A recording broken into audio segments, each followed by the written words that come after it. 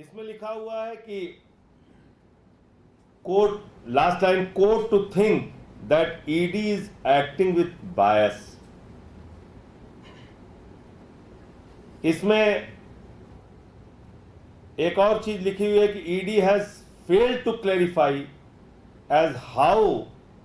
as to how much time is required for tracing out the complete money trail. ED is trying to say that till the time the money trail is traced, AK is supposed to remain behind the boss. That too without proper evidence against him. Just said this submission is not acceptable. ये para 24 में लिखा हुआ है कि ED जो है ये भी बताने के लिए तैयार नहीं है कि उनको मनी ट्रेल का ट्रेसिंग करने में कितना वक्त लगेगा, और वो चाहते हैं कि तब तक अरविंद केजरीवाल को जेल में रखा जाए जब तक कि मनी ट्रेल मिल नहीं जाता। इसमें एक लाइन है, ED is silent on how the proceeds of crime have been utilised by AAP in Goa elections.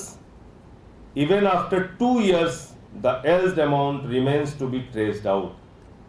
जिन पैसों का आरोप लगाया जा रहा है कि गोवा इलेक्शन में उसका इस्तेमाल किया गया, उसको आज तक 2 साल के बावजूद, 2 साल बीत जाने के बावजूद ईडी उसको ट्रेस नहीं कर पाई है। एक इसमें और ये पैरा 26 का पॉइंट था जो मैंने आपको बताया। पैरा 27 में लिखा है, material was available with ED since July 2022 but AK was called by ED only in August 2023, shows malafide of ED and ED has failed to answer this objection. ये कह रहे हैं कि जब आपके पास जुलाई 2022 में आप कह रहे हैं कि मटेरियल हमारे पास सफिशिएंट मटेरियल था, सबूत था, तो आपने अगस्त 2023 में अरविंद केजरीवाल को क्यों बुलाया?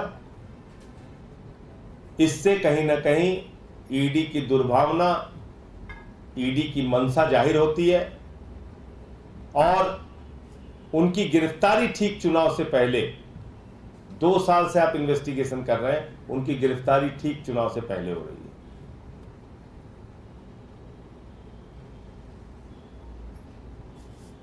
अरविंद केजरीवाल का नाम सीबीआई की एफआईआर में नहीं था। ये सारे पॉइंट्स दिए गए हैं।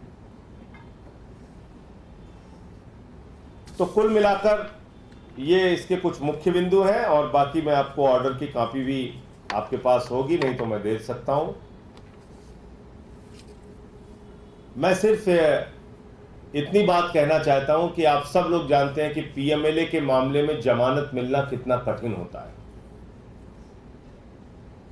और जब नियमित जमानत मिलती है तो उसकी बुनियादी शर्त यह है कि जज इस बात से, न्यायाधीश इस बात से संतुष्ट होना चाहिए कि जो व्यक्ति है, जो आरोपी है, वो निर्दोष है। यह लिखा हुआ है पीएमएलए के कानून में। तो जब सारे गवाह, सारे सबूत, जो कुछ भी ईडी ने परोसा, सारे बयान जो कुछ भी ईडी ने परोसा, सारी दलीलें जो कुछ भी ईडी ने दी, उसको सुनने के बाद एक नियमित जमानत का जब आदेश आ गया, तब तो कम से कम भाजपाइयों को शर्म करनी चाहिए कि आप ईडी को बिना ऑर्डर के दौड़ा दिया आप हाईकोर्ट।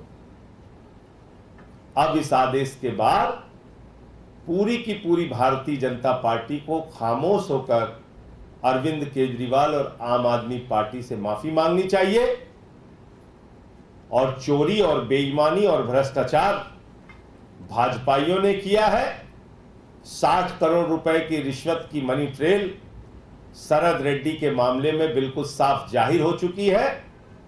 इलेक्टोरल बॉन्ड के रूप में वो रिश्वत भाजपाइयों ने ली है, उनको पकड़ के जेल में डालना चाहिए।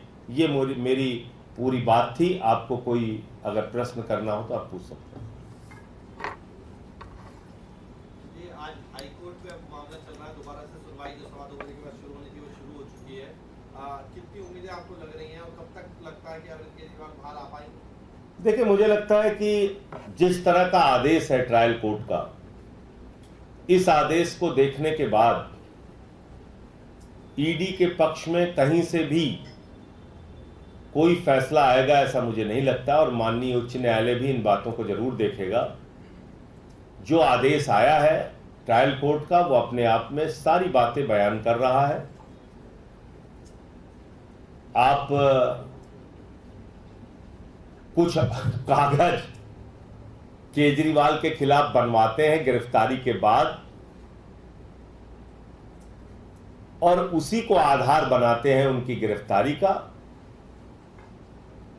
एक व्यक्ति को, एक व्यवसायी को पकड़ते हैं, 4 महीने, 5 महीने, 6 महीने जेल में रखते हैं, उससे पहले के 10 बयान लेते हैं जिसमें केजरीवाल का जिक्र नहीं है, अंतिम के 2 बयान लेते हैं जिसमें केजरीवाल का जिक्र है, उसके बाद उसकी जमानत हो जाती है, बाहर हो जाता है। तो ये सारी बातें हैं, और हम लोग तो पहले से कह रहे हैं कि ये मामला ही पूरा झूठा है, कोई सबूत इनके पास नहीं है, 1 पैसे की मनी ट्रेल इनको नहीं मिली है। तो इन बातों को माननीय हाई कोर्ट भी जरूर देखेगा, मैं ऐसा मानता हूं।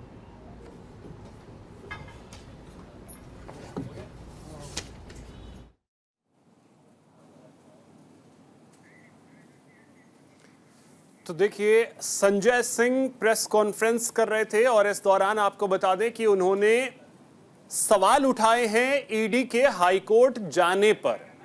उनका यह कहना है कि लोअर कोर्ट ने जो आदेश दिया है उसकी कॉपी आए बगैर कैसे ईडी जो है वो हाई कोर्ट चली गई।